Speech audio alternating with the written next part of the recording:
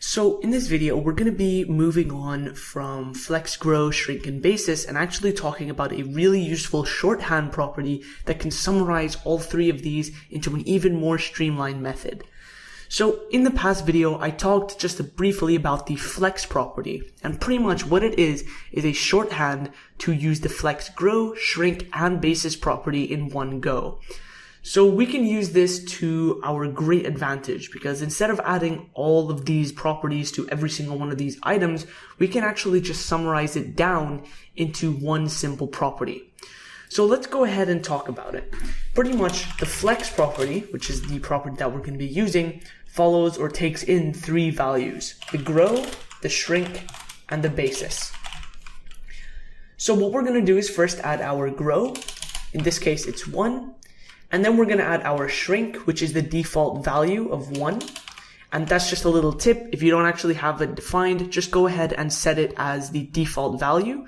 So just a quick summary: grow, the default is 0, which means it's not growable. The default shrink value is 1, which means shrink it at the rate of everyone else. And then there is no default for the basis property unless you use something like auto. So what you can do is go ahead and define that as 100 pixels. Now what we're going to do is go ahead and do it for the rest of these items. Flex, just the property. Here we're going to go 1, which is the grow, 3, which is the shrink, and again 100 pixels for the basis. And you can start to see kind of the rhythm that I'm getting into here. 5 for the grow, 1 for the shrink, which is the default, and 100 pixels for our basis. Let's go ahead and do it for this one.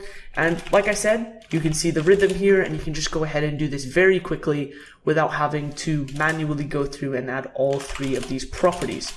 1, 1, and 100 pixels. All right, now let's go ahead and erase all of these other unnecessary properties now that we have our flex property. Just like that, and erase that. So if we did this right, pretty much what's going to happen is everything is going to look the same. Since all of our values are still working, we just threw them into a shorthand. Let's go ahead and first, before we refresh, check out the behavior. Oh, whoops. Seems like something's going wrong there. Yeah, there we go. So let's just check out the behavior. We shrink, B gets smaller, D doesn't shrink at all. And when we size up, our last value gets bigger. Let's go ahead and refresh the page and see if this worked. So when we shrink, D is supposed to stay the same and B gets smaller. There we go. So D stays the same and B gets smaller. And if we enlarge it, you can see that C gets larger. So there we go. You can see how all of this works. Instead of adding three properties, we can actually just go ahead and do this in one straight swoop. Just go through and add all three values using one property, the flex property. All right, let's move on.